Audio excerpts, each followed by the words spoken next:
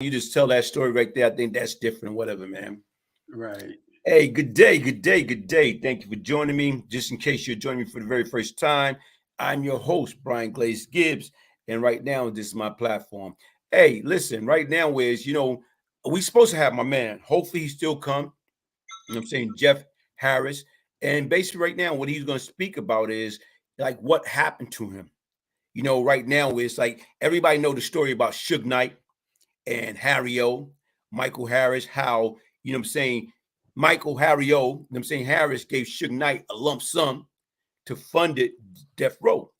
And what happened is, I guess, I'm saying Suge jerked him. So here it is, with Jeff's situation, what he did with Russell. So the fact is right now is he helped Russell when Russell didn't have nowhere to go to get funding. It's not like he could have went to the bank to get the funding. It's not like he could have went to the loan shop and get the funding. It's not like he could have got his family. Listen, mom, dad, I got something big here. Finance the house, refinance the house. We're going to make it. We're going to turn this into $1 billion operation. He didn't have that. He had to go to, like you say, Jeff, the Frankfurt man. I think he's on. Oh, finally. You made I'm it. I'm on. You move around. It's too much. Yeah, you got No. I'm going. Listen, I'm going back to the crib, fellas. I'm out. I'm cross the street. Just be patient. All right. But look, Glaze, what I was going to say about Harry O, Snoop did the right thing. So Snoop is like the owner of Death Row now, and Harry O is home, and Snoop put him down, so he's back in the equation. And the big bad wolf is locked up, Suge. Now he locked up. But sit back and think about it, folks. Listen, anybody's out there, I see that we got some people on live. Hey, listen, hit that like button, subscribe, share. We got a hot topic. I got my man Hashan. Hashan is familiar with the club scene. He done been on the road with a lot of different MCs and a lot of different acts. I'm talking about West Coast, East Coast. You know what I'm saying? So the bottom line, many, many different experience. And like I said right now, we got Jeff Harris. Jeff Harris going to tell us step by step what took place. So once again, like I say right now, Hash, what you got to say, man? And look, Jeff, I want to, I just want the people to understand like who you are, what you did, prior to even meeting Russell Simmons. Like, what's your claim to fame? Like, how does everybody know you? Well, I promoted so many groups like DJ Flash, Hollywood, Summer Smalls, T Connection, Crown Heights Affair, Double Exposure. I brought all that to New York at a very young age. So I was doing a lot of promoting. So through New York, I probably was one of the top young promoters at that time, for sure. Come on, I'm booking Riff and Cliff, Maboya, Pete DJ Jones. Those are all classic DJs, you know what I mean? So that's where that started from. And then it just moved into the producing groups, basically trying to help young people get in positions. That's my thing was. Right. Basically. So now this audience, they might be a little young. So I'm just say a couple of things on a couple of DJs that you mentioned, like Maboya. Maboya was a DJ from Brooklyn. He's actually African, and rumor has it that he was the first one to bring the record Somakusa to the United States. Right. He went to go visit his family back in I think Somakusa came out like 72, 73, what have you. He bought 2 copies back, one for him and one for Grandmaster Flowers. And they were playing the record in the streets, and it got so much burn that the radio stations found out what it was, and it became, a record that was on, back then it was WWRL, and then eventually BLS came into play. Right, exactly. Yeah, so I was just letting, because when you mention these names, Maboya, Plummer, Pete DJ Jones, DJ from the Bronx, rest in peace, passed away about 4 or 5 years ago. He would have been like in his late 70s now. Right. I was booking Grandmaster Flash also, you know. Right. Yeah, but we know Flash. We got to let them know, the people that came before that. We got new sounds. Yeah, new sounds. But back to Pete DJ Jones, he was actually from the Bronx. Well, from North Carolina, and moved to the Bronx, and he was one of the first DJs to own his own club. He owned his own spot called P&P's right by Yankee Stadium. Right. Just, you know, throwing that history out because people don't know. Yeah, that was classic for him to be a DJ and own his club. Yes. And I think 72, he won DJ of the year. 73, he won DJ of the year. 74, he won DJ of the year. He was that guy. Well, one of those guys. No, he was the man in his time. Trust me. You know, he would come with like 2 loose suitcases and blow the whole place apart. Right. Yeah. He had them little Bose speakers. Yeah. But look, Jeff, another thing about you, there's a thing called Street Team that, you know, in the industry came out like in the 90s. You was the original Street Team. You was putting them flyers on them trees back then. Yeah. What I would do, I would go to like the projects, and every tree I saw, I mean, projects got 1 million trees. Every trees at night, we go in there at night and we put our fly. We staple off. We put at least 20 flies on a tree. So when you woke up in the morning, it looked like Christmas. So that's how we would promote our parties. Now I'll also wait for the police to call the number on the phone on the flyer. Then I knew I was gonna have a packed house. You know what I mean? Because I mean, you woke up in the morning, the flyers on every tree. We put 200 flyers on one tree, you know. But it worked for us. We packed the house, you know. Right. So then a lot of people picked that up, and it's history, part of history, you know. But go ahead. Yeah, I was before you chimed in, I was telling Glaze, you had did something at St. Gabe's. It was T Connection. Double Exposure, Crown Heights Affair. Right, but this particular time, T Connection had that record Groove to Get Down and Do What You Want to Do and At Midnight, all those songs. I was too young to get in, of course, but we snuck in during the day when they was doing the sound check. And you guys, after they finished, you all left, locked up. We were hiding. We stayed inside. Oh, man. Till 9 o'clock. To your open. Once it got a little crowded in there, we was in there. But one of my boys, one of the members of T Connection, they all left their suits that they were wearing, their costumes or whatever, what they was gonna perform in the bathroom. One of my boys took one of the outfits, so he didn't have on his suit. So you the reason why we couldn't book the place no more. Yeah, but so Jeff, now you've been doing this promotion thing from you started when, like 72, 73? Yeah, well, about 75, really. 75, like that. Okay. Yeah. All right, so 75, you're doing a promotion thing, and then you move on. You have these also the Frankfurter carts. Well, what happened was when I was 13, my father came home. You know how we like to go to the park every day. Yeah, my father came home. 7. Yeah, 120, PS 127. But my father's type of dude, like, you want to go to that park every day, you're going to take this with you. He brought home a hot dog wagon. Now I'm 13, and I really want to take that contraption, pushing that shit through my neighborhood, a little embarrassing, you know. But anyway, that morning, he fixed it up, he gassed it up, he got it ready. I started pushing, I tried to hit every bump I saw to turn that cart over, not to make it's embarrassing, you know. So anyway, by the time I got to the location, the park, I put the cart down, I walked away. And as I walked, I looked back, I saw a line of people trying to buy hot dogs. So I turned back around, and matter of fact, that day we made about $800, you know. So that was the beginning of my Frankfurt stories right there. Then as I accidentally got off the bus one day on Jamaica Avenue. Now I'm 18. I accidentally got off the bus on Jamaica Avenue in Queens, and I never seen so many black people in my life. And because we live in like a little sheltered community. So I said to myself, I'm gonna bring my hot dog stands to Jamaica Avenue. So I had 2. And by in 2 years, I ended up having about 14 of them. Okay. And it was something to see 14 young brothers and sisters.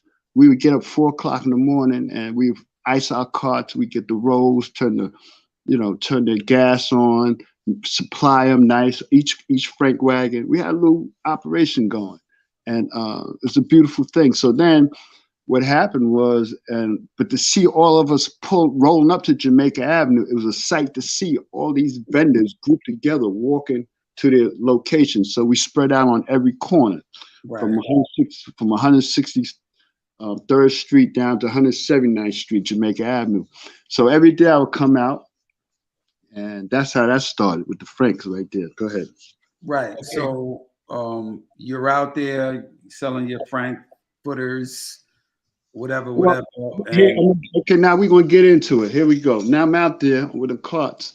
And in the morning, one morning I come up, I'm rolling up on Jamaica Avenue. A guy walks up to me, young brother.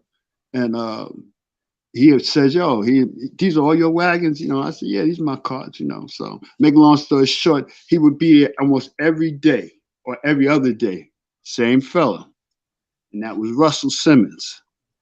And he would admire the business so much that, he would come every day. He'd hang out with me, we talk. And finally, as he built his rapport, he asked me, could he borrow $300? He wanted to get in the music business. He wanted to go in the studio. And I said to myself, you know what? I had a decision to make because, $300 is a lot of money, especially I don't know the cat, really. So I gave him the $300. He now, come back. Jeff, go ahead. What year was this, Jeff? That was about 79. 79. So 79. Even right now, when you look at it, $300, even 79, giving $300 alone. So to me, right now, in 79, we talking over 43 years ago. What would that $300 be worth now?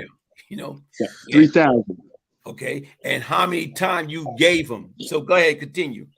So I gave him the first $300. He come back the next day, the very next day for another 300. So think about my position. I'm like, wait a minute, you ain't paid back the first 300. Now that's when the promise come down, the second day. Listen, you're gonna be a part of what I'm doing. Listen, I won't let you down. We don't need a contract. I give you my word, blah, blah, blah. But that went on for about 10 minutes.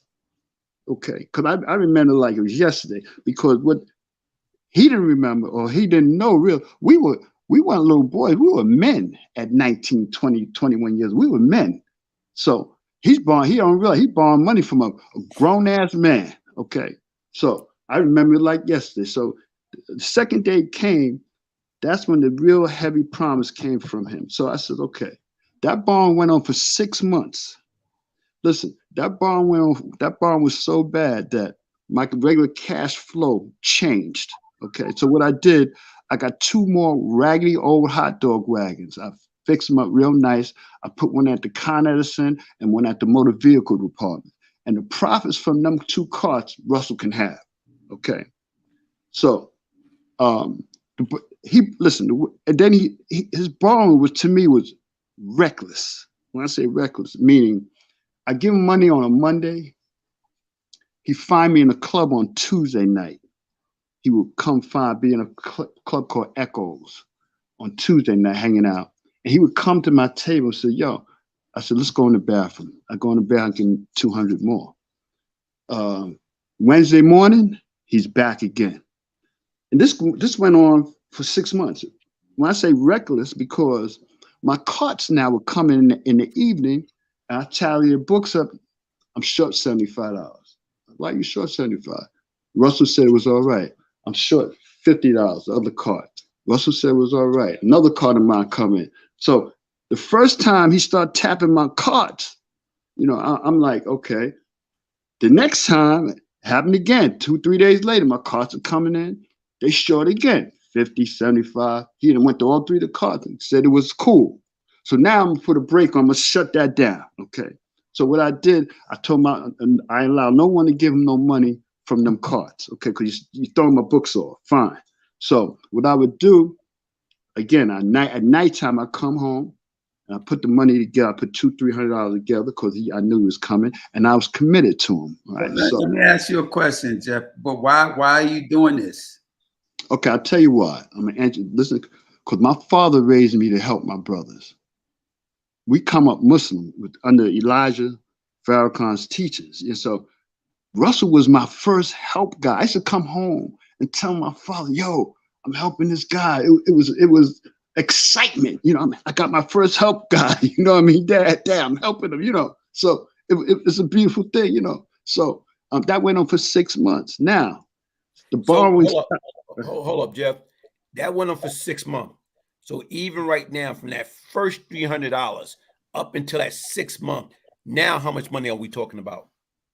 See, now you want to fake $4,000, $5,000, $6,000 in that area, $4,000 to $6,000. So, but it's not the money. You got I know that, but I want the audience to understand. First of all, like I say, look what you helped did. You helped establish one of the biggest, I'm talking about label, you know, right now, like even right now, clothes designer, you helped with all that. And what I'm getting to understand, like he didn't go to his mom and dad and say, look, mom, dad, I got this ideal. I think right now is this can make us lots of money. He didn't go to them. Even if he went to them, they didn't believe in his dream. But he came to me with that. He came to me with that. To the Frankfurt man. He came to you and you basically bought into his vision. So once again, you making sacrifice. You start getting other Frankfurters stand just to make sure, guess what, when he come, the money is there. So you established and you built and you got him that running start. So that's what I'm saying. Like, I want the audience to understand what you're saying. So basically, you bankroll him as far as in his initial investment. You gave him his initial investment to help him get started. Right. For him to get on the train and bus, go handle his business, for him to buy them master 2-inch tapes. You understand? I know he was doing studio at the time. You need money. You understand? And the beautiful part, we had the Frank cards, you know what I mean? So that generated the money. And then what happened was I built 2 more other cards just for him, you know, so I can continue to help that brother. You know what I mean? So your money is basically, you're saying your money was the seed money that started off Russell. Okay, take a firecracker. I was his fuse, no doubt. Right, yeah. No doubt. I was the fuse. Now, it gets deep. Let me see. Let me. If we're gonna get into this, it's deep now. Y'all get with me on this, okay? I feel like Steve Harvey is sitting on my couch at home. I feel like LL is sitting on my couch. I feel like Jay-Z is sitting on my couch at home. You understand? Because Russell has not closed that door with me. Can you understand that? First of all, he hasn't paid me back my money. Okay. He totally dissed me after that. Won't take my phone call. He tricked me out. Right. Okay, but look, you jumped. So okay, so you giving him the money. So what eventually happens? Okay, what happened was he couldn't get the record played. Okay, he come back to the Frank car every day. I'm on Jamaica Avenue, bar and stop. I would say, yo, go back to you. He'd be complaining. They won't play the record. Won't play. I said, yo, go back to the radio station, put a couch in the front of that station. Sleep in front of that motherfucker. You understand? Because I'm a hustler. So I had that kind of attitude. Don't take no notes. Fine. So now the day came, I'm selling my hot dog because I work the hot dog wagon myself sometimes. Selling the hot dogs. I hear the damn Curtis Blow record come through my radio. I said, oh shit, you got the record playing.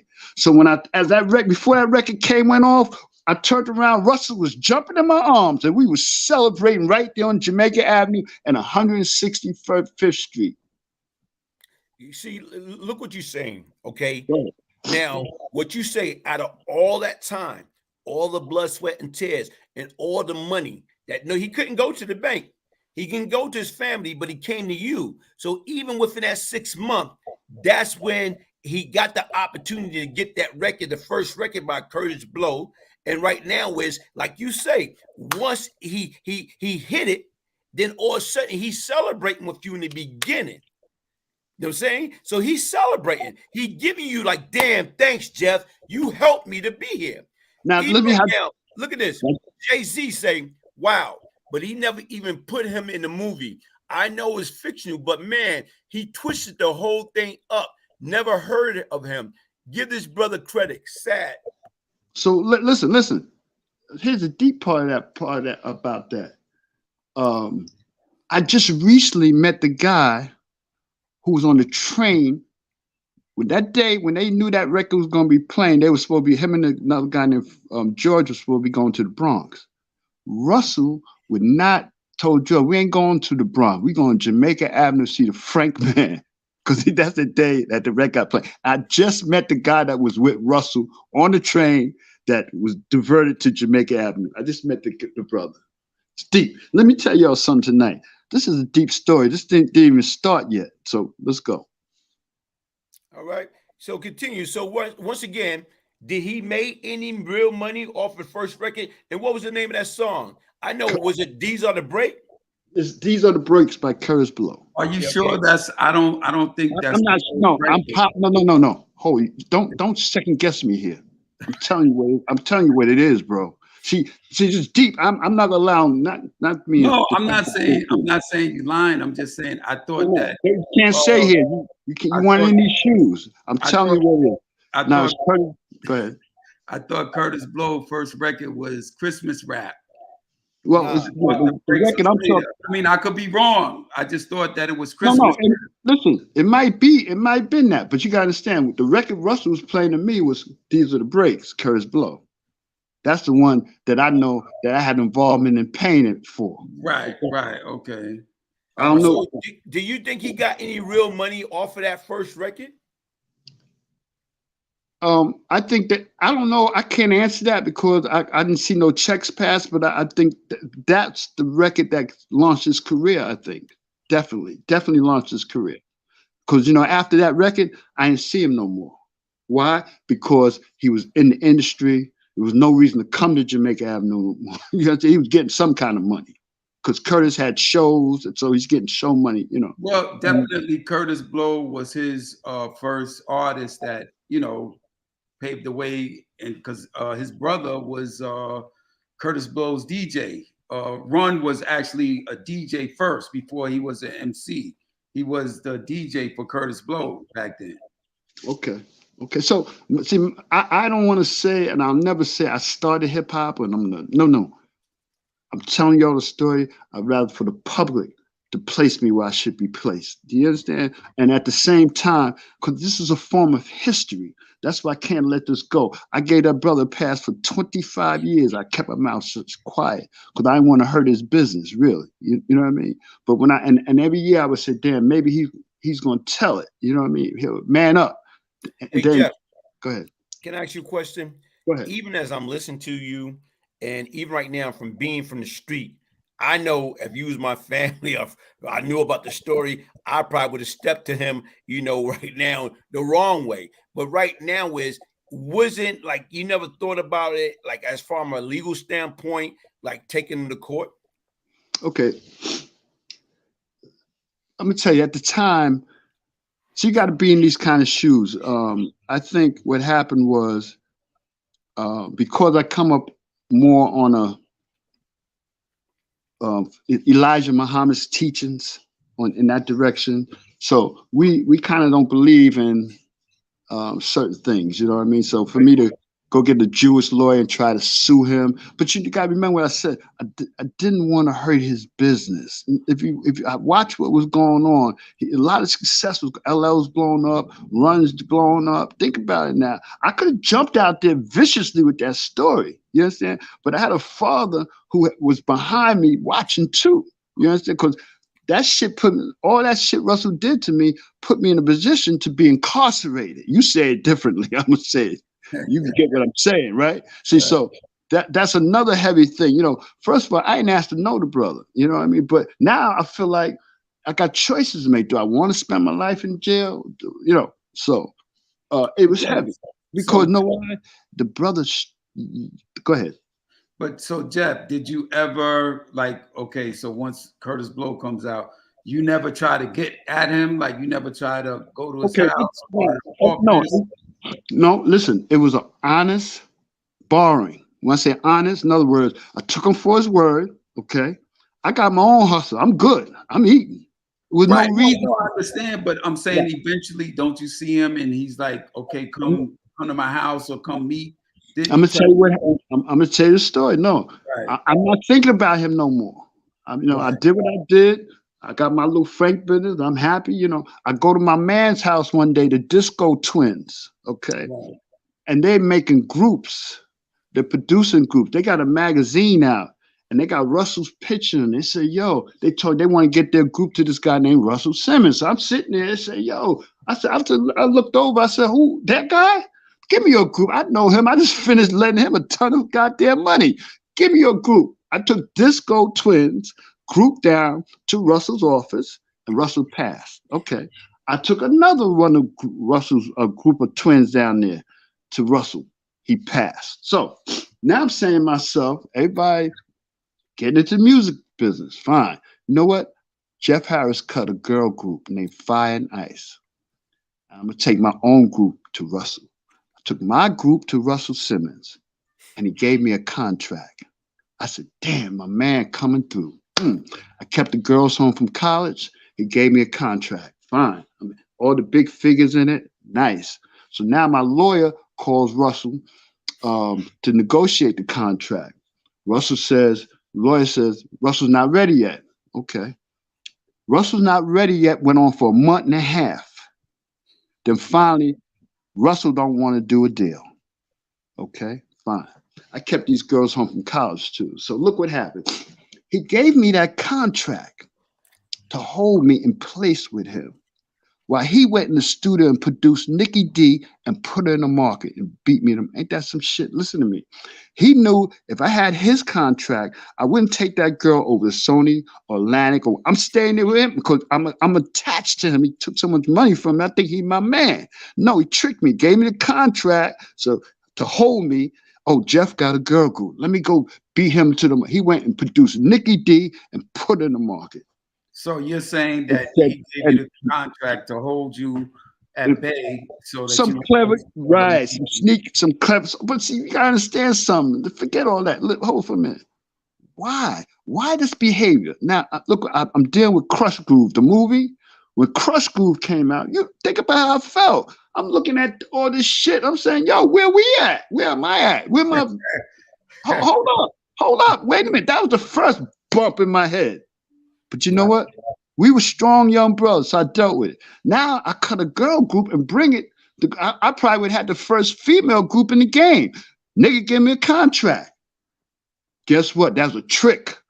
Just to hold me with him while he went in the studio and made Nikki D and put her in the market. Bro, so this is the beginning of the downside. Now think about he got money from me over 30 times. Okay. Right. So just remember that as we go through the story, remember how many times, listen, the money borrowing was reckless. It got so good to my carts was coming in at the end of the day talking about they short. I'm short, Russell. So now he's starting to diss me. Crush Groove, first one. I said, look at this shit here. Oh, forget that. Now I'm looking at his book come out. I'm like, so maybe I'm saying to myself, yo, what part of life is this? You gotta understand something. We selling hot dogs. We ain't crooked no. We don't know about this crooked shit. We ain't interested. You know what I'm saying? We selling hot dogs. You know what I'm saying? Now he bringing all this crooked shit to me. Give me a meeting. Now I see him again. Oh, I'm gonna stay on his tail because I'm attached. When you take money from people like that, and we young, my heart is young and beautiful, man. I'm attached. You understand? So now I see him. Yo, Russ, can I get a meeting? Give me a meeting. 10 o'clock at his house. I go to his house in Manhattan. I ring the bell. Ding dong. Jeff, Russell's not here. I got a 10 o'clock meeting. Jeff, Russell's not here. Okay. Wait a minute. I go sit across the street now. I see a black couple come out the building.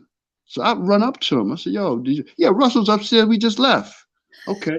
I go ring the bell. Ding dong. Jeff, Russell's not here. Okay. I go sit on the curb on an angle where I can see the garage and his front door. Cause I'm a ride. I'm gonna sit. I've got my meeting was at 10. Now it's 3:00 in the afternoon. Finally, I mean, I'm not laughing at you, but this is just finally I go home. I call up Jeff. Russell mad you sat outside his house all day. See, that's when that incarcerated shit coming in your face. You understand? That's when no. But let me tell you something. Let me tell you how vicious. Thank God I come from a strong family and strong, because let me tell you something, brother. You gotta remember now, I got to hear LO on the radio. I got to hear Run DMC on the radio. Wait a minute. I'm supposed to be a part of this. Wait a minute. I got to see Public Enemy blowing up. Wait a minute. Def Jam comedy. I'm living this shit. I'm out in the world. So I can't escape this shit. Wait a minute. I go in the second. Go ahead. Okay. This is what I'm listening to. I'm listening to the timeline.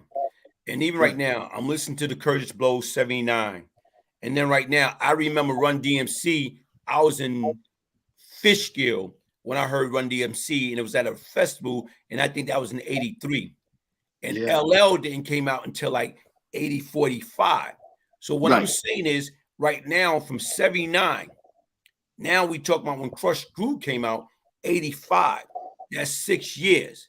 So even within that 6 years, we know, okay, automatically now he's not getting no more money from you, but he done built a hell of a foundation that he don't need you. So even that time frame, when did that meeting took place? When did that meeting happen as far as time-wise? Like you had an appointment at 10 and he got mad at you because you were sitting at his place till 3:00. That happened about 85, but you got to understand something. When I start calling him, see, remember, there was a period where I wasn't thinking about him. My man Disco Twin was thinking about it. I wasn't into music. But what happened when I started calling him, he didn't want to take the call because he's thinking I'm calling him on the promise he made.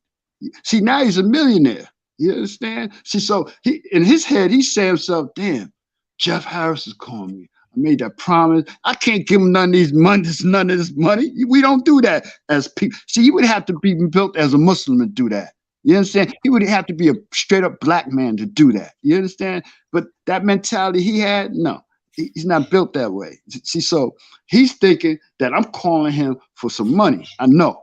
I'm calling. Anytime I call him, is to help me with a group. That's it.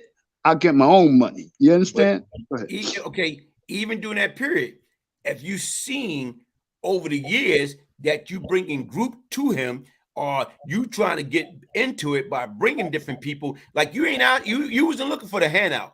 You like, okay, cool, you here. So now let me bring you talent that I can make my own money. But then again, from my understanding, he wasn't even receptive to that. No, listen, when it came to me, everything's no. Let me tell you something, bro. It was the most vicious, as I look today, because I still, listen, just day for yesterday, I'm in my crib in my house, and I'm looking at Run's house on TV, the show. How you think I feel, bro? Come on. You understand? I can't escape it. That's why I wanted to get this get it off my chest. You understand? But hip hop needs to know the truth, man. The game is big now. You understand? They got a hip hop museum going up, and they don't know the truth. Wait a minute. LL's running around here. Don't know the truth. Wait a minute. Jay-Z running around. Don't know the truth. Steve Harvey running around. Don't know the truth. Look, Martin Lawrence. Don't know the truth. How all them brothers got on. They got on because of my sweat and tears. And my team sweat and tear. We stood up 4:00 in the morning selling hot dogs. But go ahead. See, you gotta remember. See, it's called the domino effect. The domino effect is vicious. See, and the man who brought me the hot dog wagon was my father, a New York City fireman. So from him to me to Russell to Steve Harvey to Jay-Z, that whole domino effect. So Russell, go ahead. So Jeff, so 85, Crush Groove, all that.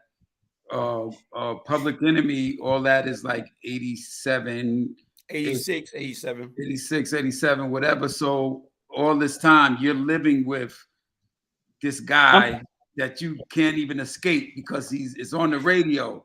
Then in the 90s he comes with the clothing line, Fat Farm.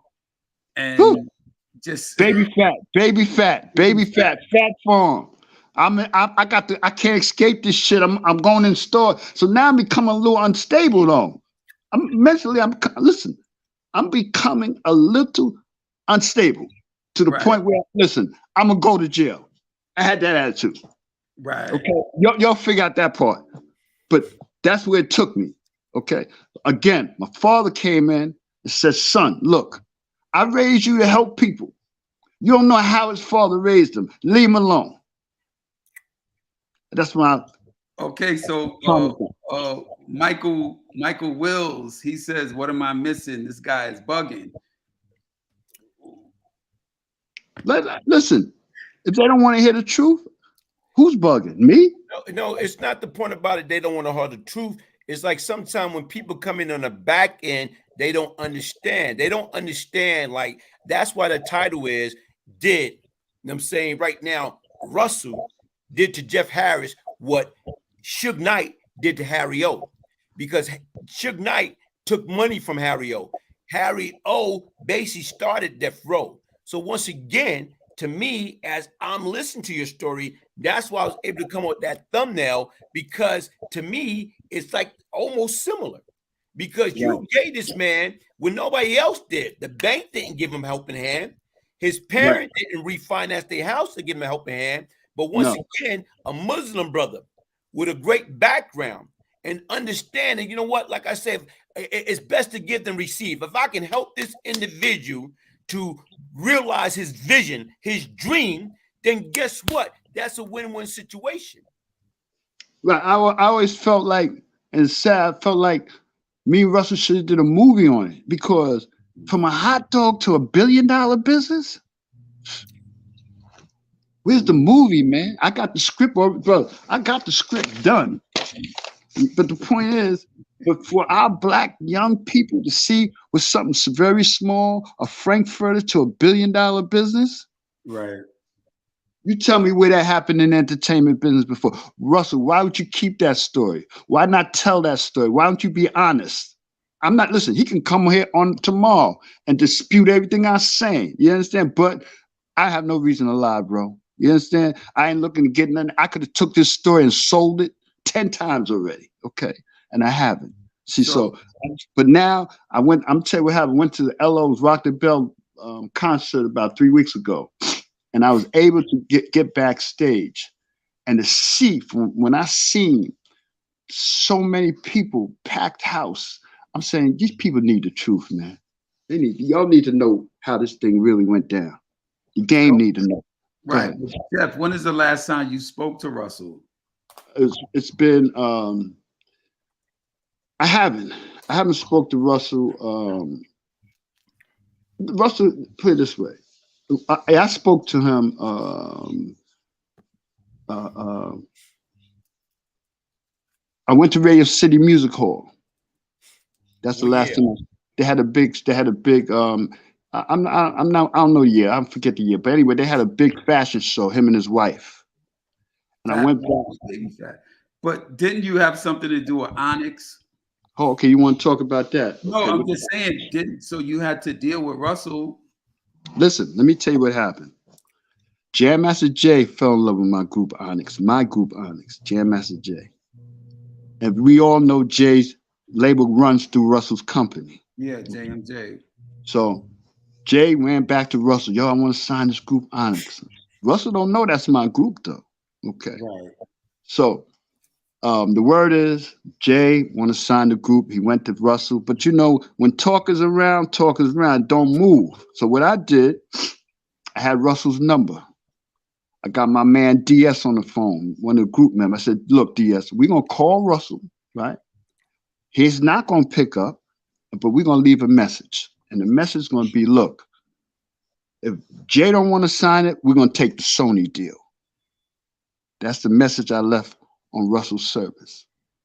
And when I left that message, wasn't an hour later, I got a call from Jam Master Jay saying, Jeff, we're going to sign the group today.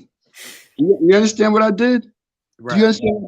They were thinking about signing the group. So I called Russell's phone.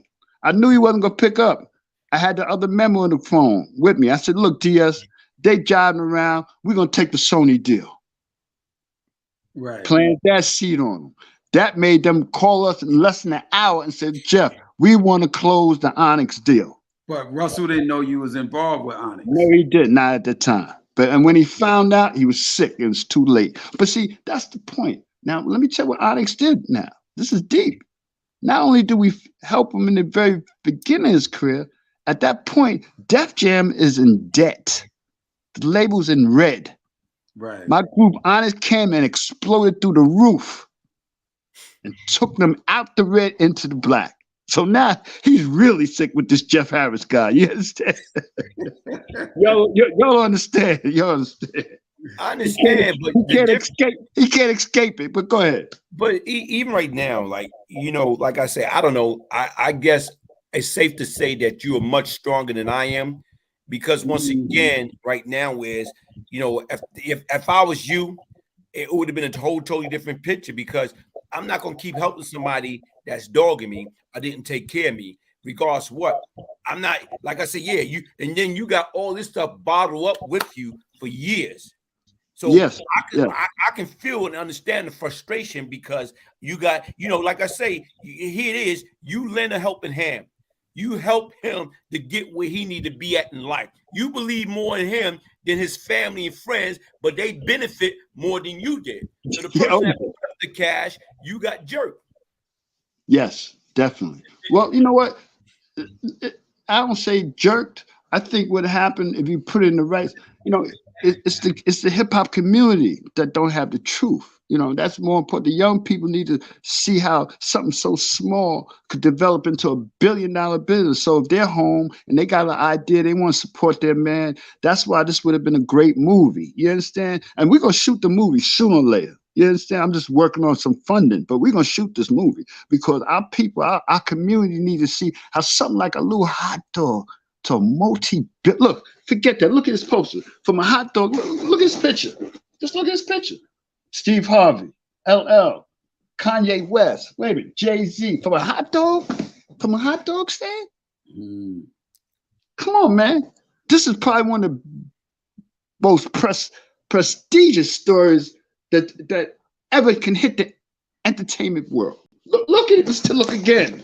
Look, Jay-Z, Kevin Hart, wait a minute, Tiffany Haddish, all come through. Russell has some great platforms. You know, I'm not going to take that from him. But where did it start at? From the man who bought that Frankfurter card. Put it this way, what if I don't fuse him? What if I don't help him? Do we have Def Jam records? Do we have Def Jam comedy?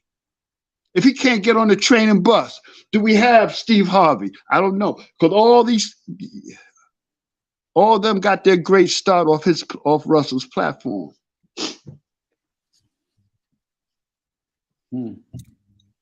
Somebody asked, what was your involvement? What was your involvement with Onyx? Michael Willis want to know. Onyx, put it this way. I used to be at work and I see these young cats running up to me all the time. They rapping. Every time I come through their block, they rapping. And they were telling me how great they are. I said, yo, then why y'all on TV? They said they ain't got no money to get in the studio. Okay. So you know what? I took them to Dr. York's studio in Brooklyn, okay? And we ain't looked back since, okay?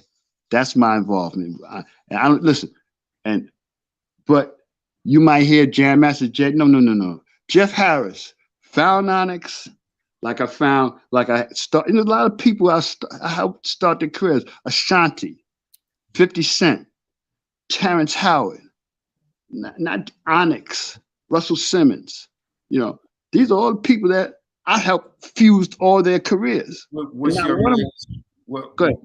did you have to do with Terrence Howard?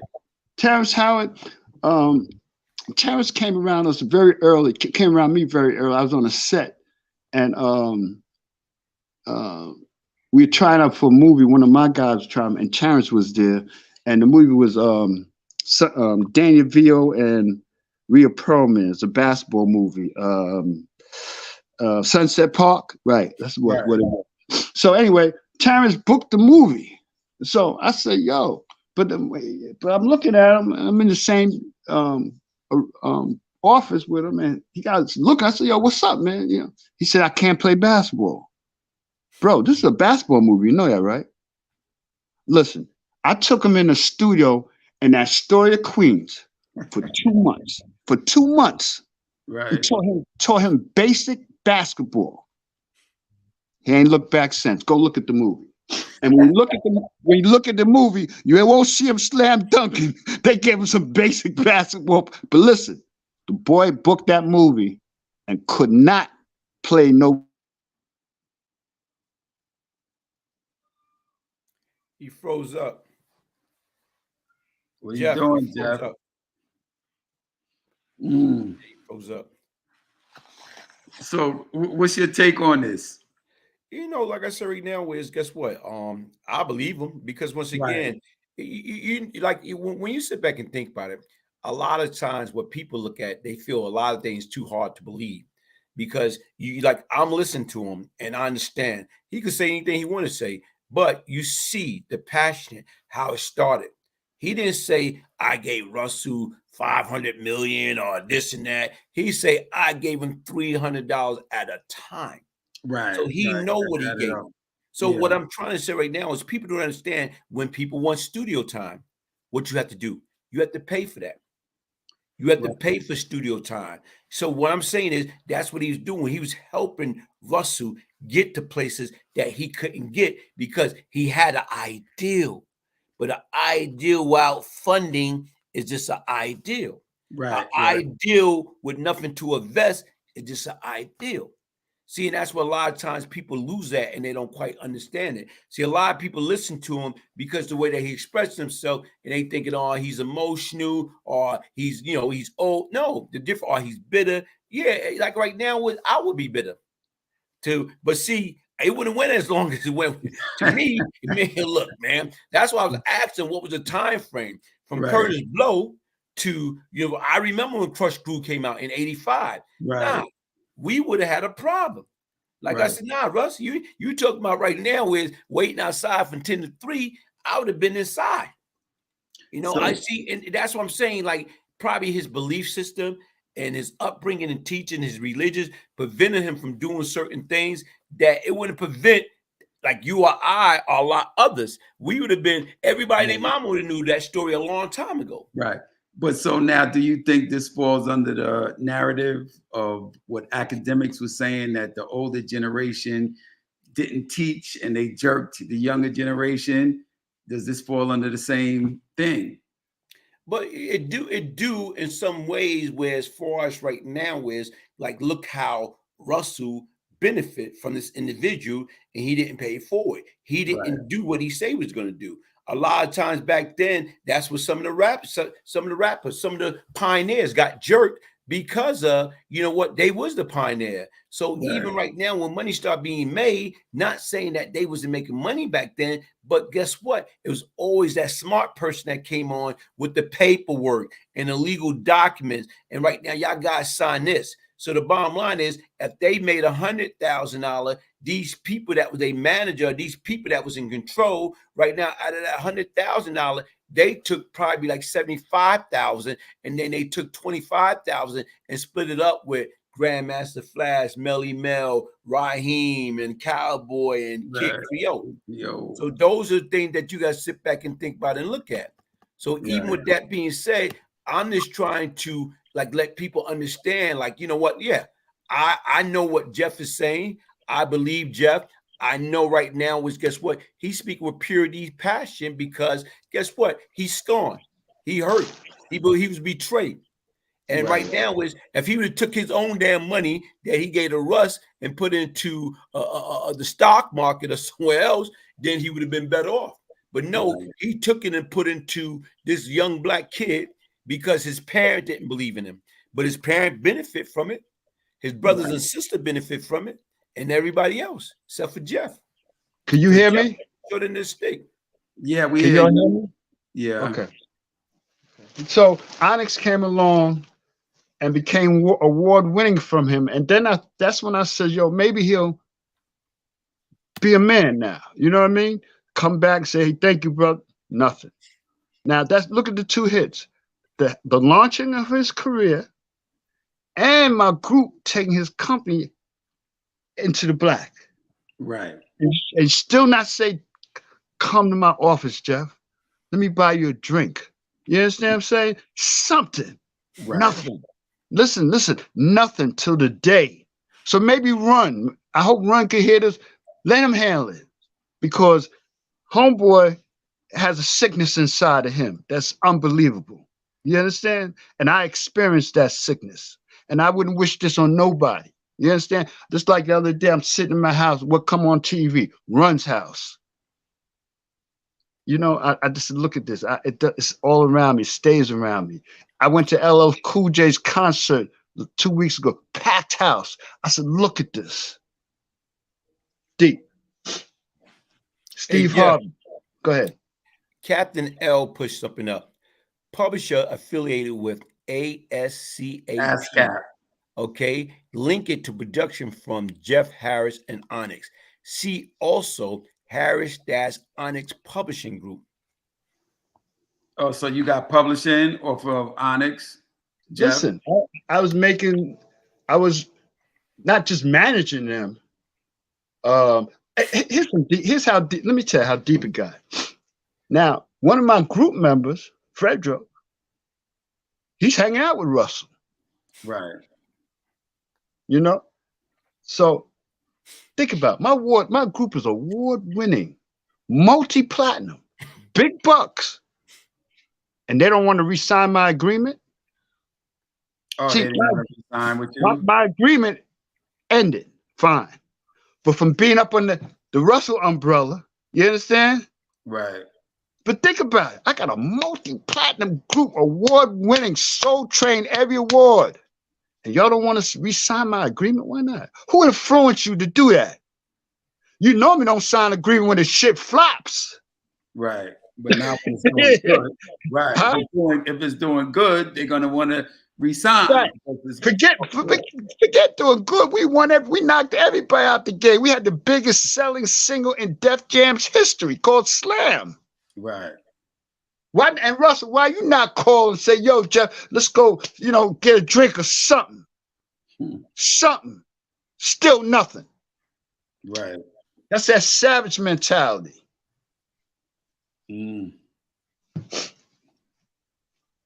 Deep. And you think about it. I used to go to, let's talk about the last time I spoke to Russell. They had a big affair at Radio City Music Hall. I said, yo, I had no tickets, but I went back with the stars coming in the back street. I know where to go. I'll go to back street. I go in the back street. I see Russell. It's the last time I spoke to him. I said, yo, can I get in? Man, I can't let you in here. I can't let my cousins in here. Oh, he told you he couldn't let you in? Bro, it's the last time I spoke to him. And from that day on, I said, you know what, Jeff? Leave this man alone. He just used you.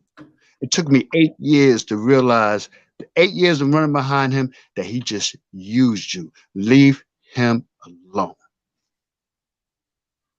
Right. Wow. So if you saw Russell today, what would you say to him? I would say, you need to go on this show, see this story, and understand what you did. You understand? Because he don't understand what he has done, because he's not in his shoes. Right. You understand? But if he watched this show, he'd get an idea. You understand? Now, see, my choices was incarceration. That's the choice I was always in between. I'm a man. I'm a young man. I ain't no mouse now. Now, I know if I make moves, I'm going to be incarcerated. Period. And be honest with you, like my man said earlier in this, he wouldn't have took it that far. But I'm being a man with him, saying, you know what, maybe this year. Maybe I'm saying now, even down to when he got married. I said, damn, nigga got married. He'll tell the truth now. He's a man. Nothing. I'm just showing you how much I was on it. You know what I mean?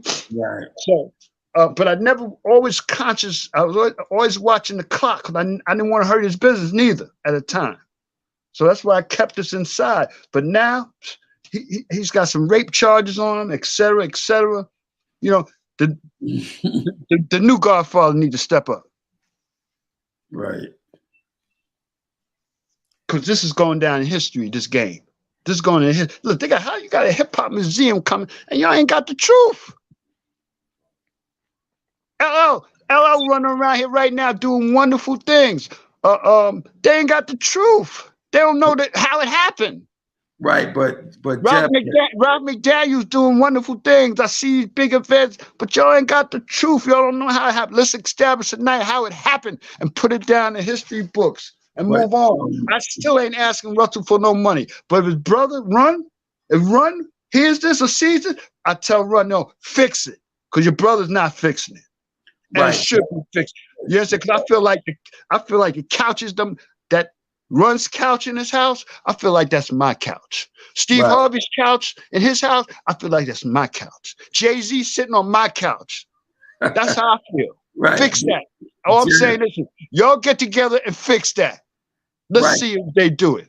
And Terrence Howard, the same thing. That boy took him and taught him basic basketball so he can get that film. He got that film and looked back. And I've seen Terrence look like he don't even know me. It's another one. Right, but Jeff, the Hip Hop Museum is not based on Russell Simmons. I understand, but it's based on the truth. No, right. But I'm saying it's not that museum was put together. It wasn't about, especially. But it's a part of history. So no. I got you. I'm just saying I don't think that the museum is about the music. I mean, it's about the music, but it's really about before. And it's not about, money and the businesses and stuff like that. It's really about the artists and stuff like that. Right. But see, again, I just feel like I see so much action now going on. What's her name? Tiffany's. What's the female rapper? On the top of the game right now. Nicki Minaj. Nicki. Right. No. What's the other one? Other one, not Nicki. The one coming out. Cardi B. See, all that's still coming from the Frankfurter energy. That's coming through Def Jam. It's on Atlantic. Look, let's talk about Kevin Liles, Mike Kaiser, these top black executives. I've seen these. Go ahead. Give me a second, Jeff. Captain L came. Russ got me and Jeff's daughter kicked out at an event in college because Russ was talking about how he looked out for all his people that helped him. She say you didn't help Jeff Harris. He was hot, and he kicked it out. Captain L and your daughter. Okay, this is what happened. My daughter was in college, and I'm in Manhattan, coming out of I was hanging out in Manhattan, a group of us, and we got the word. Yo, this young girl just got at Russell Simmons in her college. So when I get home that evening, I come to find out that young girl was my daughter. Oh, God. Oh, yeah. Gia, Russell came to her school and was, on the stage doing what he do. He the great king of the world, So my daughter said, yo, Mr. Simmons, why is it when people like you make it, y'all got to pay attention. Why is it like when people like you make it, y'all don't look back? Russell said, what do you mean? She said, my father's Jeffrey Harris. Oh. He turned purple, I heard. Wait a minute. She says, you borrowed X amount of dollars from me, but you didn't look back. You said, he told her, he said, I never got a dime from your father. Whew. That's why he's in Valley right now, on the run. See, when you lie to our babies, okay, it's serious business. You understand? See, and that's what he did. He told my daughter, and my daughter got at him some more. So they said, they took the mic from her and said, we didn't bring him here for you to embarrass him. So that's what that brother was talking about. See, so there's a history here of he just straight dissed us. Just diss me. Diss. For what? For me helping you, brother? For me helping you get on the train so you can go take care of your business? So you could eat? I fed you too. Well, I can't talk for Russell, but I know that people, once they taste that money, it's like a drug. But see, listen. No, I'm not, and I'm not saying that to make it, you know, like, of course, I feel your pain. I'm just saying that a lot of people, once they touch paper, it's a drug, and they will do anything not to go back. But see, I'm not in pain. What I'm painting? Okay, you. but right now, it's the culture needs the truth, man. That's what my biggest thing is. Okay, because when you go from a hot dog to a $1 billion business, wait a minute. Think about the jobs, all the videos that's been shot, all the publishers that got jobs. You know, from the hot dog to. And listen, I'm not saying Russell put out some great platforms. Okay, I'm not gonna take that from the. But why take my credit, homie? Why? Right. What kind of sickness is that shit? You understand? We stood in the rain, snow, to sleep with that dollar and gave it to you. That wasn't an easy dollar. Okay? And he's been blessed because that he has some young brothers, because most people wouldn't give him that kind of money. Trust me. Right. Well, maybe one day he might see this. It ain't gonna happen. It ain't gonna happen. I've been waiting 25 years, bro. It ain't gonna happen. Nah, you've been waiting more than 25 years since '79. This is. I mean, I'm sorry. I've been waiting 40 years. It ain't gonna happen. Yeah. Yeah. And it's sad. It's sad. But what can happen is brothers like you, like Hassan. I take my hat off for you, brother, for believing in your partner, for believing, yo, man, because you found a treasure. I look at this as a treasure that's been found and brought to the surface now. Right. You understand? And we need to get the movie shot. Okay. Right. Because you know why? The treasure got in the treasure chest was Steve Harvey, Jay-Z, LL Cool J, Public Enemy, Martin Lawrence, Cat Williams, Kevin Hart. Are you kidding me? From a hot dog? And see, a lot of them they don't even know the story. So no. When you sit back and you think about it right now, where it's like, but see, then again, a lot of them know certain dealing with Russell and what happened, what took place, that, you know what, initially, they know how it goes, because right now is, trust me, if he did that to you right now, how many he did that to these guys in the entertainment industry that they got hit. You might see, I'm excited because I want to deal. I want to be famous. I want to make record. So you can sign me on a bootleg deal that I probably didn't fully read the contract. Now I'm seeing like, damn, okay, I'm doing all the shows and I'm selling record, but then again, where's my money at? See, all these guys right now is like, so some of the shit and what academic was probably true, but he still didn't have to go on a limb and say everybody is dusty. So like I try to tell you right now, look what happened. The truth is coming out. So hopefully right now, everybody that's on this platform, hit the like button, subscribe, copy it, copy the link, send it out. Let people understand the history. Let everybody know, like right now, this ain't about me. This ain't about Jeff. This ain't about, this is about the truth. How right now is we getting the truth out there? How are we educating the people? Because a lot of people, we don't know. But right now is, guess what? Listen to this. Listen to the conviction and the passion in this man's voice. Look what he's saying. So what, if you look at the title of the thumbnail, and I'm asking the question, did Russell Simmons, you know what I'm saying, did the same shit that Suge Knight did to Harrio? Did he flip the script and do the same thing to Jet Harris? That's what I think it is. Yeah.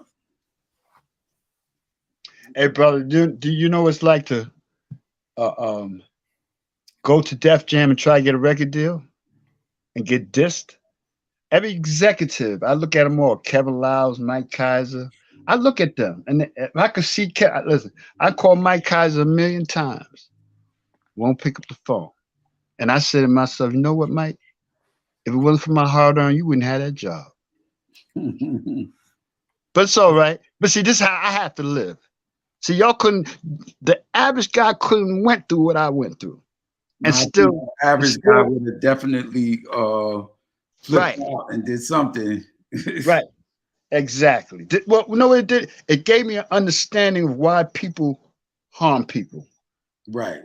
You know, and then, because you got to remember, when this went down, we selling hot dogs. We don't know about no trickery and all this shit. Right. No. But you know what? We in the street at 13. You understand? We ain't no suckers now. Right. We had to deal with this, everything, all the elements, and Russell was one of the elements. Yeah, but Jeff, you're painting a picture like you didn't know anything about the streets. No, I'm not talking. I'm talking about the grimy shit. We didn't know No, about. right, but I mean, I'm gonna give you a record contract just to hold you with me. Think about how grimy that shit is. Right. Yeah. Hold up, homie. No. I'm gonna give you a record contract that I know I'm not gonna go through with, but I'm gonna give it to you so you can freeze you while I go to the studio and make Nicky D and put it in the market. What kind of shit is that? What kind of sickness is that? Right. This is who y'all ran around. This is who you ran around for the last 20 years celebrating? That man? Right. Listen, I don't rustle. I don't sing. If anything, I try to help some people in my community. You understand? I don't sing. I don't rap. So what the fuck was it to diss me for? Because when you diss me, you just diss people in our community. Yeah. Jeff, I know Nicky D. Nicky D don't know why she came out. Right. But I'm just saying, I know her, and you know, she came out from Los Angeles with the LA posse. Nicky, you know, Russell Flutie's producers out to New York from Los Angeles, like back in, I think it was like 86 or something like that. And they produced LL's album, I'm Bad. I just saw Nicky D. I saw her perform for the first time 3 weeks ago. The girl's unbelievable. Great talent. Great talent. No, Nicky's dope. It's just a shame that back then, what she was doing, they probably wasn't ready for it, you know, the masses. But yeah, she's dope. So she was before her time. Yeah, shout out Nicky D, Daryl, Dwayne, LA Posse, Bobcat, DJ Pooh. Yeah, you know, these guys, they were like the first producers, or just the first people, period, to come from Los Angeles that moved to New York on some hip hop stuff back in like 86. Right. So anyway, look at this right there. Read that, Hassan. Okay, salute Uncle Glaze. Just like Video Music Box was really created by my grandma, Mary Suggs. The Ralph McDaniel's grandfather stole the concept from my grandmother. Wow. So, Jeff, trust me, it's out there. Because once again, like I said, a lot of times all men and women written their own thoughts and ideal, but it's up to them to put into effect. But a lot of times you can have that $1 million ideal, but if you don't got no banking behind, that's why people got business partner. So once again, what you was a silent partner that right now was funding him, that you didn't reap on the reward. He didn't return. He didn't pay you back as far as the return on your investment. And that's bogus. He didn't know the shame part. He wasn't decent enough to return the money he borrowed. What kind of shit is that? Forget what you promised. You can keep that. You didn't return. You didn't have the decency to say, here, brother, thank you, man. That's all. Because we working brothers. We're gonna get up, we're gonna eat with you or without you. We're gonna eat. So it wasn't that pressing for me to press him. Yes, right. I wasn't pressing him for no money. Like y'all heard Joe said a couple of times. You would have wrung his neck and I don't need to. I'm already eating. I'm gonna continue to eat without him. But it'd have been nice just from a point of being that young black man that I was to him, that he returned. But he wasn't that young, beautiful black man. You understand? That's all. So I have to take that as a loss. But I would definitely say if his brother Run is here, maybe Run and fix it. Yes, maybe Jay-Z will fix it. Maybe Steve Harvey will fix it. Yes, because I feel like all of them are sitting on my couch at home. Right. Yeah, but like I said right now is guess what? You know, we got a bunch of different comments and people are definitely shining in. We got close to 300 people on here. And like I said right now is like, what do you want people really to understand about Jeff and who you are, what you are, how you feel, and like you said right now, the BS that you've been putting with this individual for all these years. Because once again, to me, what I look at, honestly speaking, guess what? It's a slap in the face. That's how I take it. Yes, it is. Yes, it is. Not just to me, but even to our community. You know what I mean? I'm very community minded, and the young brothers that one lady that worked for me, her name was Carolyn. She would always give Russell the money. Always give Russell the money. She was recently found dead behind a building. She got sick. And I just said to myself, if that man had took care with his promise, you understand? Maybe she'd still be around. Because we could have said, here, baby, that's from Russell. Here, baby, that's from Russell. But every time Russell needed money, he would pray on that card. He'd go to that card. Or Carol, give him that money. So this story gets deep. That's why we want to do the movie. You understand? So like I tell you right now, you got a hell of a story, and trust me, people want to hear it. And because once again, a lot of times people do not even understand. And you heard it so many times. Behind every great fortune, there's a crime. See, what's the beautiful part about a movie? You see how young we were. The young brothers rolling, supporting him. Young brothers supporting him. Young sisters getting that money together. Here, Russell, getting that money together. Young, that's the beauty of this movie. Young people who have freedom. We come from the teachings, do for yourself. And luckily we had them teachings. Yes, else we couldn't have been there for the brother. So, and that to me, I always got to think about Steve Harvey, Martin Lawrence, Jay-Z, LL. I got to live with that. You understand? All that success. You understand? And you wouldn't put us in the car. We put you in our car. But see, and even right now, like what you got to understand, and hopefully you're not thinking that it's any of their fault that they are where they are, not understanding where all this got started from. So it's not like. No. But let's see what happens in the next 6 months. No, but I'm just saying. But I don't want you to think like like it's LL or LL or Steve Harvey or Martin Lawrence or any of them fault. Like because once again, yeah. No, I agree with you. They don't know about it. You understand? This is why I wanted it now told. Okay, because nobody can get hurt by the story. Really, all of them been successful. Russell's successful, so. Let's bring it. So, but they need to know if we don't get that boy that money, maybe that platform they blew off, Def Jam Comedy, might not be there. Okay. And probably wouldn't have been there because listen, I'm dealing with Russell. Think about it. He had no money. Matter of fact, he had no money to eat. I feed him. We have Frankfurt cards. So there was two things going on. He's coming up there borrowing money and eating.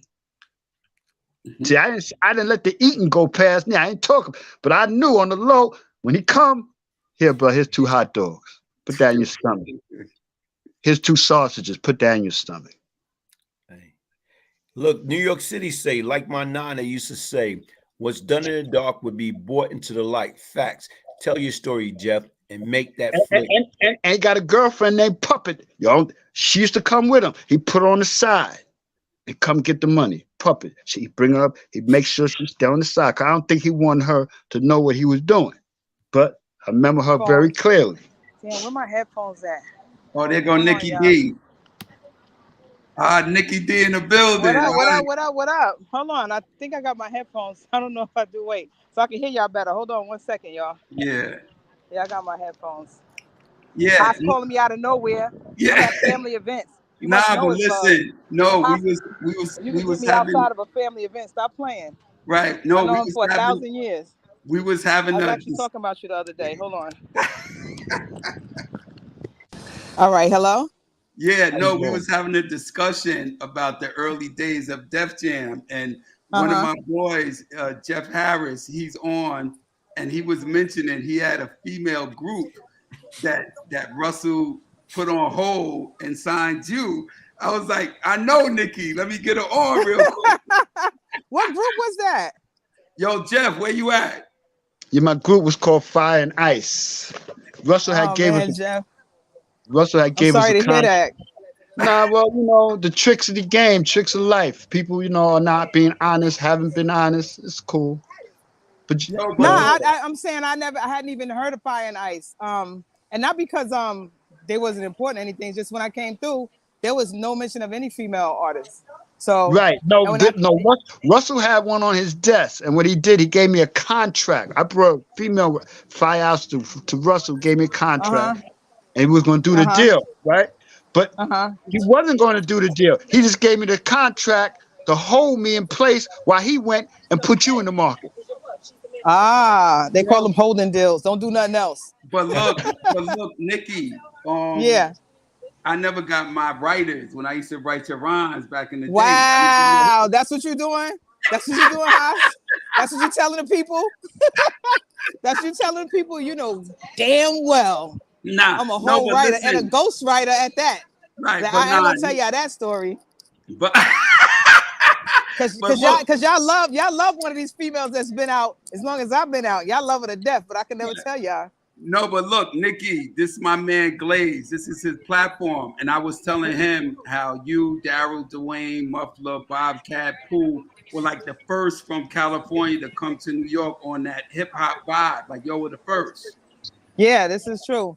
Like when I was in LA, that's when I was already from the East Coast. I was already from Jersey. But then my mother moved us to Cali. So when I moved out there, I hooked up with Ice-T and a couple other people. Ice-T was the one who really got me into rhyming, period. Right. And then when I decided to do it seriously, I hooked up with this girl who was running that K-Day radio station named Dawn. You remember Dawn? Yeah, Dawn, yeah. So that was my bestie, my homegirl. So she had connected me with Muffler and them, and they was in New York already. And they was like, yo, you want to do it? Get on, let me hear you. So I spit my little 16 or whatever. And they was like, yo, you need to make it out here. And they was already out here working on LL's Bigger and Deffer. And funny story is the way I got my demo done is when I came out to New York, they was working on Bigger and Deffer. 8-track, Chung King, Rats Running Around. That's a tiny ass SSL board. Like, I don't even know if it was an SSL board at that point, but it was mad small. Got in there, it was actually LL Sessions. They was like, he always late. I got to cut 2 songs because he's so late. I got to do 2 songs on LL's time. And that's the demo that we got to Russell. Oh, that's what's up. And that's the one that got the deal. Yes. Yep. But look, we got to get you, Muffler, Daryl, Bobcat, DJ Pooh on here. I know you. Let's go. They're all on Instagram. They're all on IG too. You know what I mean? Right? I know. I speak to Daryl. Matter of fact, I spoke to Bobcat like a week ago. We was on the phone for like an hour. Oh, okay. Word. Yeah. Hey, okay. But somebody say salute Nikki Love. You letting off steam. The first Def Jam First Lady salute. You know it. But Haas, let me tell you, me and Haas go back even like before I even put a record out. Remember that tour? What was it? The Public Enemy tour? I forgot what tour it was. Nah, it was Rakim, Houdini. That was with it was a Def Jam tour. Houdini, Eric B. Yep. And we was all in, and then Russell was like, go on the road and see what it's like to be on the road. He gave me per diem and all of that. Right. So that was a good thing for me. Like, I ain't gonna front. Like, I got ushered into the game. Unfortunately, they still didn't know what to do with a female rapper. You see what happened? No, I did a whole second album and it did never pop off. So I mean, we did it. It completed with the Bomb Squad, the same ones who did America's Most Wanted, Ice Cube's album. So the whole production already done. I still got the album on a DAT right now. Oh wow! So I still got it. Yeah. So I might just release that just for shits and giggles. Right, but what kind of coins I can get in the streaming world. Quick, I know you got to go, Nikki. But so Jeff Harris, he planted the seed money. He planted to see what? He planted the seed money to start Def Jam. He used to give Russell money, and Russell never reciprocated. Never, you know. You better get on that flight to Bali. You know that. Yeah, he got a whole hotel out there. He built a house, and at his house is a hotel next door. He built a hotel. You better get on that flight to Bali and go in that room and get on and do your yogi pose and be like, yo. Where my coins at, bro? That's some real shit. Nah, but I talk to Russell all the time. Like, a lot of people got stories about, not stories, but their real life shit that happened to them. You know what I mean? Right. Like, it's not even like a story, somebody making it up. And a lot of stuff that happened back in the day. I was fortunate and unfortunate at the same time. Feel me? Like, I was blessed to be able to become part of history when it comes to hip hop, but at the same time, I still lost too somewhere down the line. You know what I mean? Because they didn't know what to do with female rappers at the time. Right. So while I still hold that title, that one of one, which I like to call it at this point. You know, it is what it is. So now I'm just Mama Jim, my son, Chi Guap guy, who's out. I mean, go ahead, shameless plug. That's all Who good. out? He did. He you know, I got him on. He did a song called Tag 'Em In. It was out like a year and a half ago. We did shot the remix with Method Man. It was dope. Like the whole shit. We got wild streams and all that good shit. But the game is funny. You got to keep putting shit out. It's not like it was back in the day. You got to keep dropping, keep dropping, keep dropping. So that's the struggle I'm having with him because I get the game today better than he does. So you know what I mean? It's everybody got a story. But you know, I hope Jeff. You know what I'm saying? Go out the valley, get in that yogi pose, tap him on the shoulder, bruh. Stop playing. Hey, Nikki. Yo, Haas, you know I'm gonna keep it a million. Yes. Hey, Nikki, if there's anything I can do to help you out or whatever you're doing, as long as it's clean and positive, the platform is yours. I appreciate you. Yeah. I appreciate you. Thank you so much. Nikki, what I'll do, I'll text you his number, okay? Okay. Yeah. We can And still thanks, figure it out. I know you doing something with the family right now. I appreciate you chiming in real quick, though. Yeah, I stepped out. I gotta go pay a couple of vendors. So all right, y'all. Hi, Nikki, thank you. All We right. appreciate it. Oh, Okay. absolutely. And Haas, I got a couple of spots. If you're interested in the city, I got connect with Serafina. Just putting it out there. I got to connect with a spot in Brooklyn. Yeah. I'm here. I got it. Right. You know what I mean? Doubt. All right, later. All right, y'all. I'll talk to y'all later. Right. Thank you. Right. Appreciate you. All right. Yeah. All right. Now, so Jeff, where he at? Jeff left, I don't know man. how I get off. I'll remove you. Oh, she gone. Jeff gone, man. Yeah. Yeah. So you know what, folks? Listen, right now, what we try to do is bring you real talk, like real conversation, real event. Nothing candy coat. We're not trying to sit back and trying to blow things out of content. I know a lot of times right now is when you start hearing stories about people that you look up to, you don't know them. You just see their success. You didn't see their struggle. You didn't see some of the people that was behind the scene that helped them get to where they need to be. Because when you start hearing negativity about them or they didn't do certain people right, y'all don't like that. But the truth is the truth. And right now, the truth shouldn't hurt nobody. Yeah. So that's what y'all got to understand. Don't take nothing, especially on my platform. If it's on my platform, I try to keep this platform mindful and respectful. But right now, I want to give people that. I want to give this Jeff. When we did a show a few weeks ago, and some of the things that he said, I said, look, I want to bring him back, and that's what we did. We brought him back so he can speak. He can have his day. Because a lot of times right now is sometimes by people venting, getting all that stuff that he had built up with him for like damn near 40 years. That's a lot. Yeah. The average person would explode by now.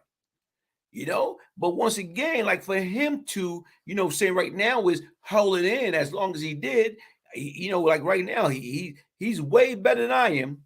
Well, I'm sure he feels much better right now, though, after letting that all out. I'm sure he feels much better. Yeah, because you done kept it in. It's like being constipated, man. You can't wait to get that sucker out of you, man. Yeah. You know, then once you get it out, it's like a cleanser, man. Yeah. So that's what it's all about, man. But like I say, folks, like, you know, like I say, damn, we got damn near 400 people. So, which is, you know, I like that. I want people to understand right now is like, you know, it's a lot of things that we're working on. It's a lot of things that we're going to be doing. You see me, my man, I'm trying to get Hot Sean to get his page because once again, this brother know everybody, man. Every time I look around, and plus right now he got the hats and the coat. It's Coach Town now. Yeah. It's Coach Town. We both should be on screen now with the coat on, man. Like, yo, man, this is how y'all get the coat. This is what you need to do. You know, come on, man. Advertisement, man. We got to take advantage of our platform. Yeah, no doubt. That's what we have to do. Well, you know me. I'm new at this, so I'm getting there, Glaze. I'm slowly getting there. Yeah, but like I told you right now, was even when I started, man, you would always give me an encouraging word. You know, like I say, in general, like I say, when the first time we start kicking it about different things or whatever, so you listen. So once again, it's all about right now, man, like long as it's mindful, long as it's respectful, long as it's truthful. That's what it's all about, educating people. Trying to get these kids to understand right now is, guess what? They got a whole life out there, man, that they can live and they can do it right. They don't have to pick up that brick, throwing at that multi-billion-dollar prison system. That billion-dollar prison system want to go to jail. Who the hell want to go to jail? Not the What's place cool about going to jail, man? Yeah. Nah, it's not, man. It's not. So like I said right now, I don't think Jeff is coming back. But like I say, shout out to Jeff Harris for coming on the platform, sharing his, extraordinary story. Like, look what the man say. Like, look at the title of the thumbnail. Whereas did Russell Simmons pull, that same move that Suge Knight pulled on Michael Harrio Harris. Sit back and think about it. Michael Harris, Jeff Harris. What is it? Right. Sit back and think about it. What is it about, like I say, Death Row and Def Jam? That Death Row, they beat Harrio, Michael Harris, and Def Jam beat Jeff Harris. Wait a minute here, man. Yeah. So come on, man. So once again, what's the coincidence? What is the coincidence, man? Hey, look, somebody say, look, they say, look, come on to YouTube, Hashan, but be aware of the wolves. These YouTube street is crazy. Man, listen, ain't nobody. Whatever. Hey, look, they said these YouTube street. Hey, look, bro, I know, man. Look, I get attacked, but I be attacked, but hey, look, come on, let's bring it on. Exactly. I mean, bring it on. But in the same token, some of these cats be talking trash about me. I be listening. It is one cat, man. I gotta shout him out. 10 toes down. It's this cat, man. He be talking trash about everybody, but he talking trash about me one day, and I'm up there laughing. Like, I'm like, yo, man, this a funny dude. And sometimes right now is you can't take this stuff personal, man. Like I say, I think right now where it's like you talk about a comedian, this dude, some of the stuff you talk back to me, man. Talk back to me. Big cockstone dude, like look like he done double dose of steroid, man. Talk back to me, man. Y'all don't hear me, man. So sometimes, man, you gotta have fun, man. You gotta have fun with it, man. And that's the different whatever, man. Hey, but like I said right now, listen, folks, thank y'all for joining us on this October 1st, man. October 1st, man, 2002, man. Listen to Jeff Harris and his story. Shout out to my girl, Gorgeous Geek. You know what I'm saying? Right now, she be helping me a lot with my platform.